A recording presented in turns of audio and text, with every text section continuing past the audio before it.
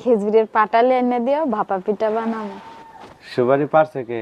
High রে বুদ্ধি গো তোমার, এরম গোবর খাওয়া বুদ্ধি তোমার মাথায় কেমন করে আহে? বুদ্ধি করে চলন লাগবো, নলে তুমি যে আমার ঠকাও এমন করে বেকে ঠকায়। তুমি থাকো, আমি যাই গে।